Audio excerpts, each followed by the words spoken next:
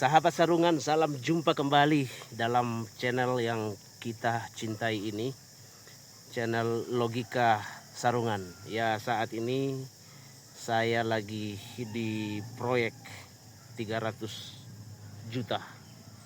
Ya, perhatikan ini di belakang saya proyek dari bambu.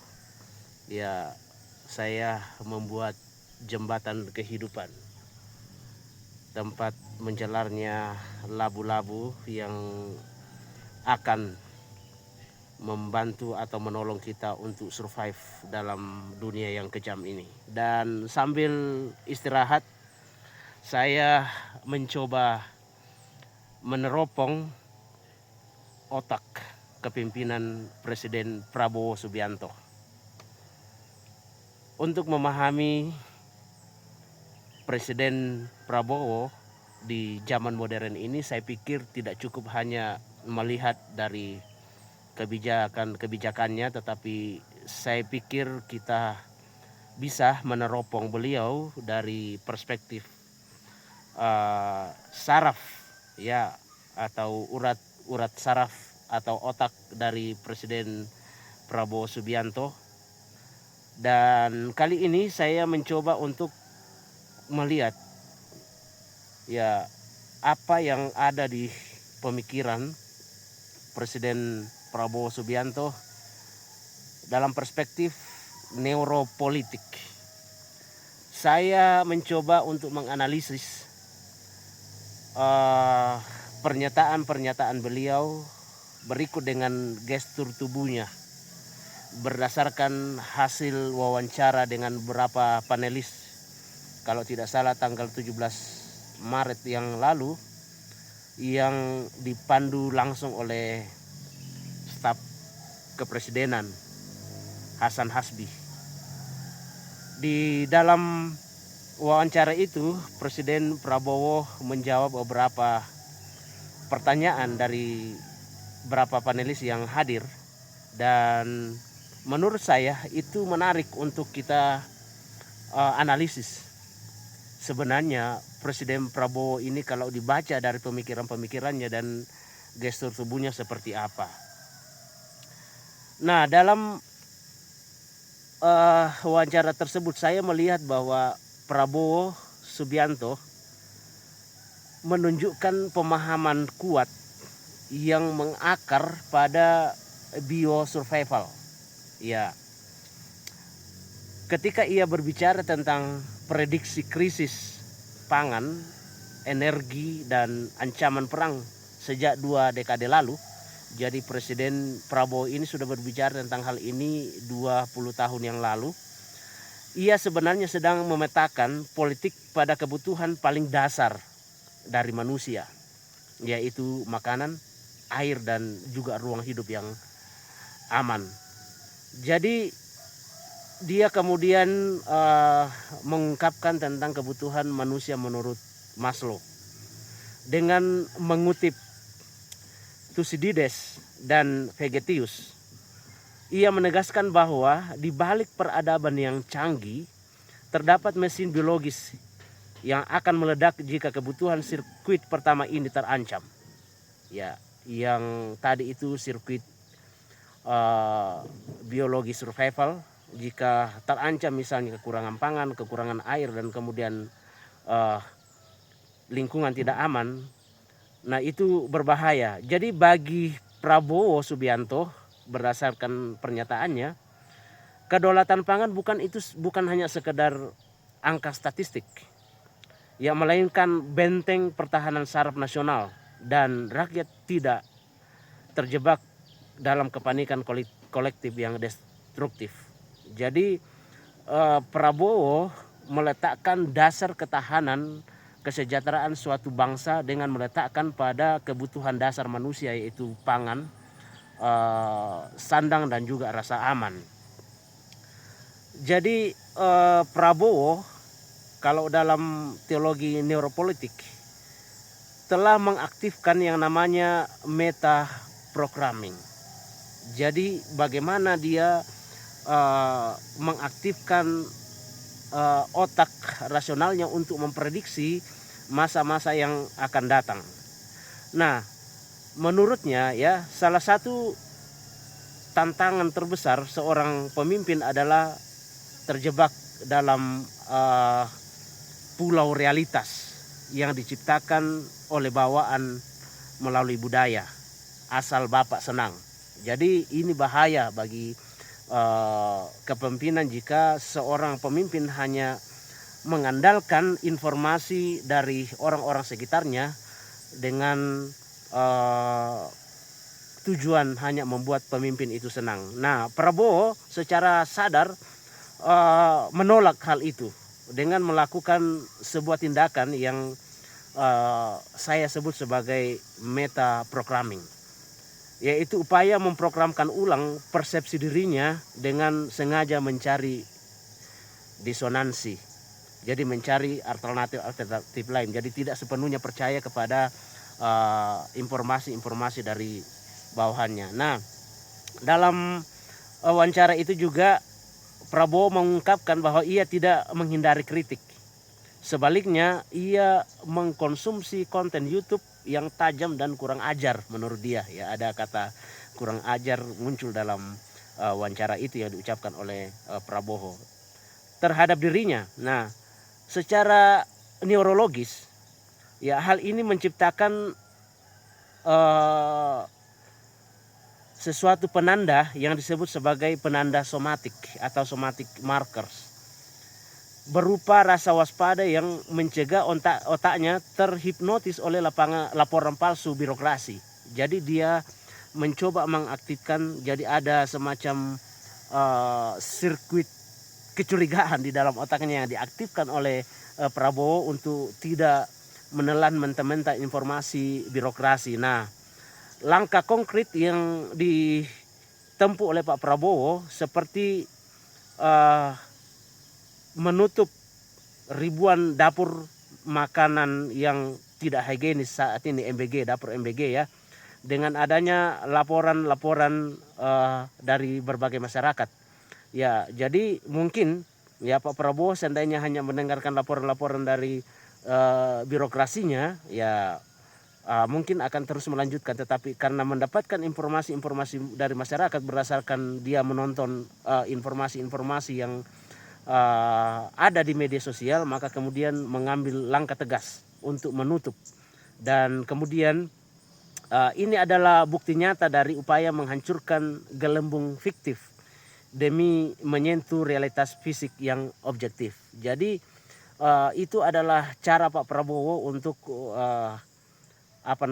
menutup informasi-informasi fiktif dari birokrasinya dengan menutup itu, dan kemudian membuat sebuah sistem yang sekarang sedang berjalan, yaitu sertifikasi pengelola MBG. Nah, selain itu apa yang dilakukan oleh Pak Prabowo ini, yang tidak hanya mendengarkan informasi-informasi palsu dalam tanda kutip dari birokrasinya, tetapi dia juga melihat kecepatan cyber. Ya, ada seorang ahli neuropolitik bernama William Connolly menekankan bahwa politik masa kini ditentukan oleh kecepatan. Nah, Prabowo mengadopsi atau mengadaptasi sistem sarafnya untuk sinkron dengan ritme global melalui dua pola yang unik yang menurut saya diperkenalkan oleh Pak Prabowo dalam wawancaranya itu, yaitu tidur taktis yang pertama, lalu yang kedua koneksi real time. Nah, Pak Prabowo di dalam wawancara itu melihat tidur sebagai kemampuan untuk recharge. Jadi otak dalam hitungan menit di sela-sela jadwal padat adalah bentuk optimalisasi agar fungsi kognitif tetap tajam dengan jalan tidur. Nah, ia bahkan meredefinisi tidur siang bukan sebagai kemalasan, melainkan kearifan instinktual untuk menjaga daya tahan tubuh. Jadi dalam wawancara itu Pak Prabowo juga mengungkapkan tentang manfaat tidur. Ya, bahkan dia mengcounter asumsi negatif dari peneliti-peneliti atau orang-orang kulit putih atau orang-orang barat tentang tidur sebagai bentuk malas, tidur siang sebagai bentuk malas bagi masyarakat timur. Padahal itu adalah sebuah kearifan lokal yang ditinggalkan oleh nenek moyang dan itu selaras dengan fisik ataupun otak manusia. Nah, kemudian yang kedua, koneksi real time. Nah, dengan terjaga sepertiga malam untuk memantau geopolitik via YouTube, ya, jadi dia bangun sekitar jam 3 jam 4, yaitu sepertiga malam. Kalau 12 jam dibagi 3 jadi jam 3 itu dia bangun ya untuk melihat geopolitik melalui informasi-informasi update, entah itu melalui YouTube ataupun berita-berita online yang lain. Nah, di sini Prabowo memposisikan dirinya sebagai individu yang sistem sarafnya tetap terintegrasi dengan jaringan sistem saraf elektronik global. Nah, ia tidak menunggu laporan pagi dari bawahan-bawahannya, tapi ia menyerap peristiwa dunia saat itu terjadi. Jadi ini dua pola yang dipraktekkan oleh Prabowo untuk tetap memiliki kepedulian terhadap masyarakatnya. Nah, itu yang pertama, dan selanjutnya kita melihat tentang ada pertanyaan terhadap Pak Prabowo tentang bagaimana ia menanggapi tentang isu kekerasan aparat atau false flag operation, khususnya bagi kekerasan terhadap masyarakat sipil. Dan ini cukup saya lihat menghadapi Najwa ya di dalam, karena Najwa yang mempertanyakan hal itu, kemudian saya lihat Pak Prabowo sedikit emosi, agak sedikit naik ya. Nah, Pak Prabowo di dalam jawabannya menunjukkan kewaspadaan terhadap rekayasa saraf publik. Ia memahami ketakutan massa seringkali merupakan hasil desain pihak-pihak tertentu, baik domestik maupun asing. Nah, untuk menciptakan instabilitas dalam masyarakat. Nah, di sini Pak Prabowo berperan sebagai penjaga stabilitas atau neurososial yang sadar akan adanya taktik disinformasi yang bertujuan memprovokasi kecemasan kolektif, dan dia mencoba untuk mengcounter setiap hal-hal itu dengan cara yang baik. Nah,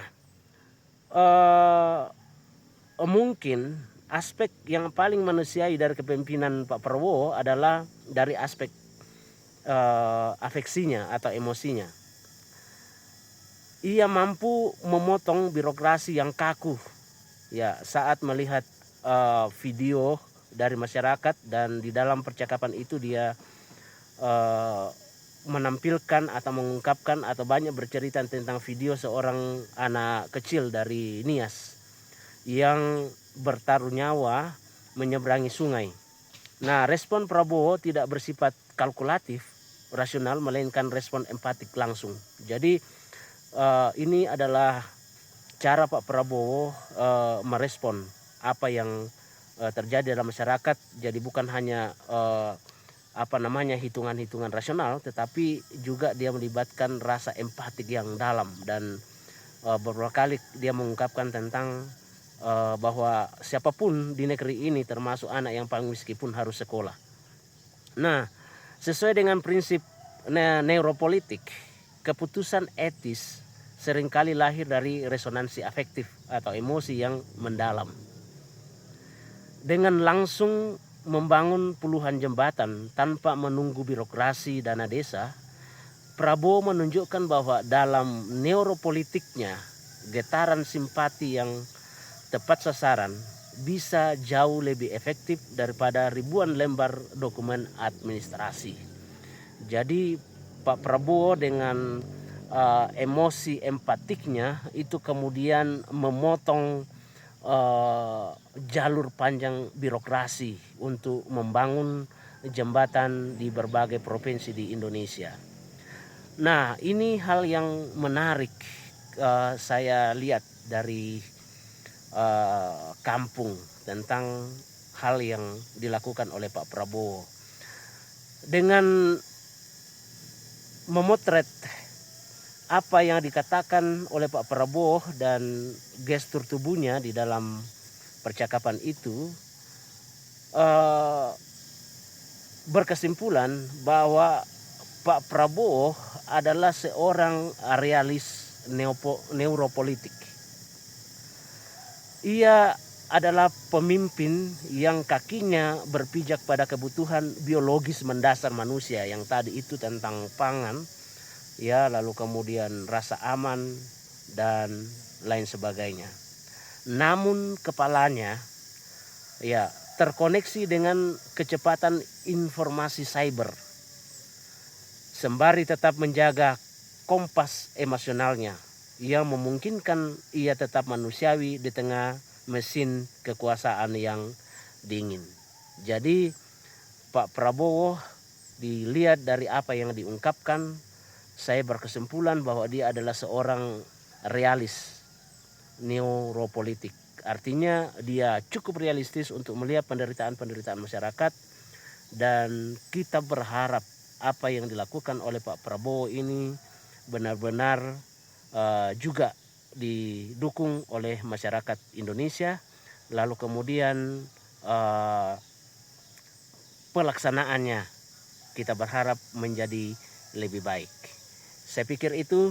Terima kasih sudah menonton. Sampai ketemu lagi dalam topik yang beda. Tetap di Logika Sarungan.